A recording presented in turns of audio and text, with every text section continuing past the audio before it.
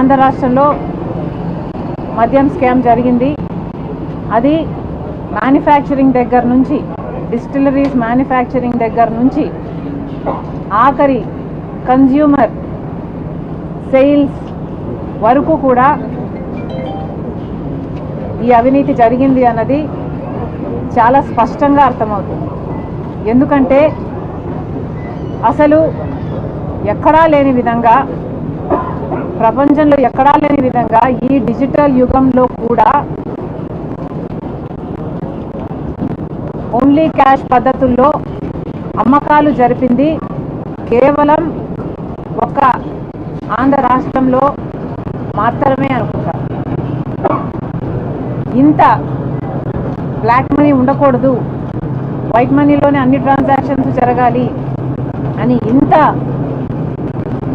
ఎక్కువగా ప్రాపగేట్ చేస్తున్న ఈ యుగంలో కూడా డిజిటల్ పేమెంట్స్ వీల్లేదు, డెబిట్ కార్డులు, క్రెడిట్ కార్డులు, పేటిఎంలు లాంటివి వీల్లేదు, ఓన్లీ క్యాష్ పద్ధతుల్లోనే మద్యం అమ్ముతాము అని ఒక ప్రభుత్వమే దీన్ని ఎంకరేజ్ చేసింది అంటే ఇది ప్రపంచంలో ఎక్కడా జరగదు.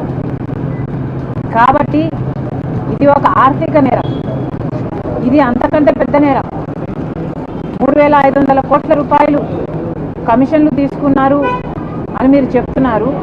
కానీ అంతకంటే పెద్ద నేరం ఏమిటంటే ఓన్లీ క్యాష్ పద్ధతుల్లో మద్యం అమ్మకాలు జరిగాయి అంటే నాన్ డ్యూటీ పేడ్ లిక్కర్ కోసమే ఇదంతా జరిగింది.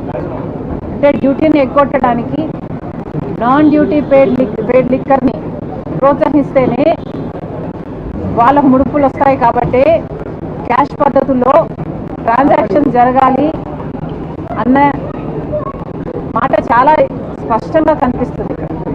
కాబట్టి ఎంక్వైరీ జరగాలి అంటే దాని మీద జరగాలి.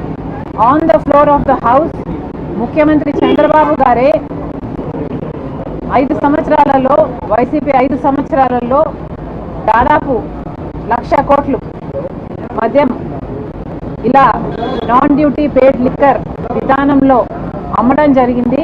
కేవలం 614 కోట్ల రూపాయలు మాత్రమే డిజిటల్ పేమెంట్స్ రూపంలో చేశారు.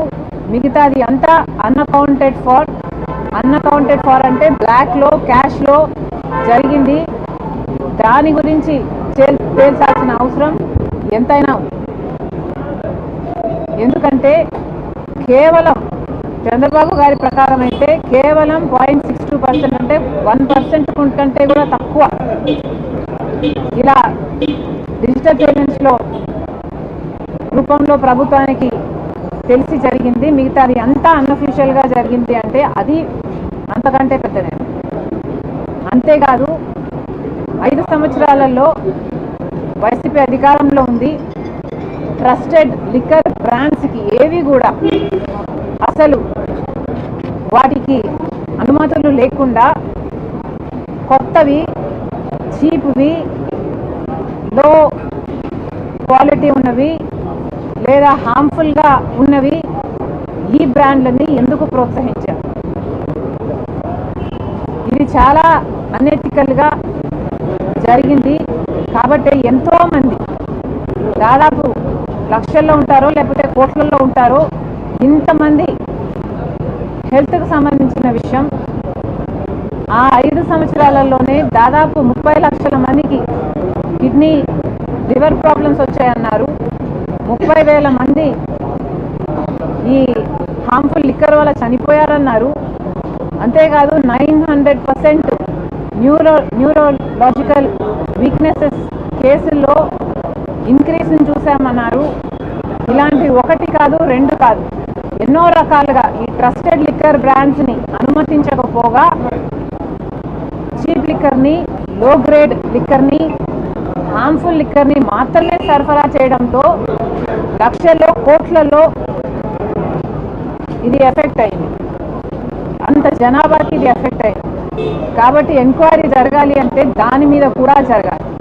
వీటికి అన్నిటికీ ఎవరు బాధ్యులు? సమాధానాలు ప్రజల ముందు పెట్టాలి. అందుకే చెప్తున్నాము, సిట్ అయినా చంద్రబాబు గారైనా వీటికి కూడా సమాధానాలు వెతకాల్సిన అవసరం ఉంది. మీరు డిస్టరీస్ దగ్గర ముద్దులు పెట్టారు, బాగానే ఉంది. కానీ ఈ నాన్ డ్యూటీ పెయిడ్ లిక్కర్ ఎంత అమ్మారు, వాటి సంగతి ఏమిటి? అసలు క్యాష్ పద్ధతుల్లో ఇలా అమ్మకాలు జరిగాయి అంటేనే దాంట్లో అవినీతి ఉంది. ఆ అవినీతిని కూడా తేల్చాల్సిన అవసరం ఉంది.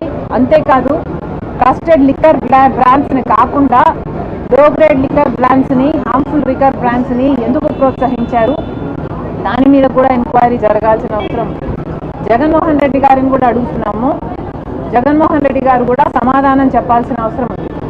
జగన్మోహన్ రెడ్డి గారు, అసెంబ్లీ జరుగుతుంది, on the floor of the house మీరు వెళ్ళి లిక్కర్ విషయంలో ఎందుకు మీ నిర్ణయాలు ఇలా ఉన్నాయో ప్రజలకు సమాధానం చెప్పాల్సిన బాధ్యత మీకు ఎంతైనా ఉంది.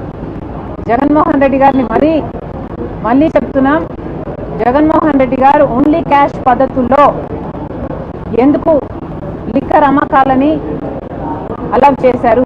డిజిటల్ పేమెంట్స్ లేకుండా ఓన్లీ క్యాష్ పద్ధతుల్లో నాన్ డ్యూటీ పెయిడ్ లిక్కర్ కోసం కాకపోతే మీరు ఓన్లీ క్యాష్ పద్ధతుల్లో ఎందుకు అనుమతించారో జగన్మోహన్ రెడ్డి గారు సమాధానం చెప్పాలి. అంతేకాదు, ఇలా ట్రస్టెడ్ లిక్కర్ బ్రాండ్స్ని కాకుండా లో గ్రేడ్ లిక్కర్ బ్రాండ్స్కి ఎందుకు అలౌ చేశారో కూడా జగన్మోహన్ రెడ్డి గారు సమాధానం చెప్పాలి. జగన్మోహన్ రెడ్డి గారు ఎప్పుడు మాట్లాడినా చాలా పైన మాట్లాడతారు. తనకు ఎక్కడ కన్వీనియంట్గా ఉంటే అక్కడ, ఏది కన్వీనియంట్గా ఉంటే అది మాత్రమే చెప్తున్నారు. కానీ జగన్మోహన్ రెడ్డి గారు, మీ నుంచి ప్రజలు సూటిగా సమాధానాలు ఎక్స్పెక్ట్ చేస్తున్నారు. కానీ మీరు ఎప్పుడూ దానిలో గురించి మాట్లాడు. ఏ విషయంలోనైనా ఋషికొండను ఎందుకు కొరిగారు, 100 సంవత్సరాల నుంచి బంగారం లాంటి కొండను ఎందుకు కొరిగారు అంటే ఇప్పటి వరకు దాని మీద సమాధానం లేదు.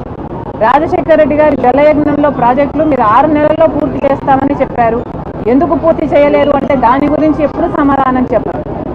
ఏ విషయమైనా సూటిగా సమాధానం చెప్పరు. అసలు వివేకానంద రెడ్డి గారి హత్య కేసులో అంత రక్తపు మడుగులు, అంత నరికి అక్కడ ఓ మనిషి పడుంటే సాక్షి దాన్ని హార్ట్ అటాక్ ఎందుకు చెప్పిందో ఇప్పటి వరకు జగన్మోహన్ రెడ్డి గారు సమాధానం చెప్పరు. అలా సమాధానం చెప్పాల్సిన పాయింట్ని అవాయిడ్ చేసి చుట్టూతో మాట్లాడడం జగన్మోహన్ రెడ్డి గారికి అలవాటు. ఇప్పుడు మళ్ళీ చెప్తున్నాం, ఇప్పుడు సమాధానాలు కోరుకుంటున్న జనాలు రెండే విషయాల మీద మీరు సమాధానం చెప్పాల్సిన పాయింట్లు, ఓన్లీ క్యాష్ పద్ధతుల్లో ఎందుకు అమ్మారు, డిజిటల్ పద్ధతుల్లో ఎందుకు, డిజిటల్ పేమెంట్స్ ఎందుకు యాక్సెప్ట్ చేయలేదు, సమాధానం చెప్పండి. ట్రస్టెడ్ లిక్కర్ బ్రాండ్స్ని కాదని లో గ్రేడ్ లిక్కర్ బ్రాండ్స్కి ఎందుకు మీరు అనుమతి ఇచ్చారో జగన్మోహన్ రెడ్డి గారు సమాధానం చెప్పాలి. జగన్ అరెస్ట్ చేస్తారని ప్రచారం జరుగుతుంది. కుటుంబ ప్రభుత్వం జగన్ అరెస్ట్ చేసే అవకాశం ఉంటుందా, ఏం చెప్తారు? సిట్ ఇన్వెస్టిగేషన్ బట్టి అది ఎలా ఉంటే law will take its course. So let's wait and see. చెప్పినట్టు ఇది ఆర్థిక కుంభకోణం మాత్రమే కాదు, ప్రాణాలు రోడ్డు పడి చాలా కాంగ్రెస్ పెద్దలు మార్కెట్ రిలీజ్ చేశారు. దానికి బదులుగా సజ్జా ఉండి ఏపీలో చంద్రబాబుకి కాంగ్రెస్ బీటింగ్ లో ఉన్నాం. ఏమన్నారు? ఏపీలో కాంగ్రెస్ చంద్రబాబుకి బీటింగ్ లో ఉన్నాం. కూటమికి బీటింగ్ లో ఉంది.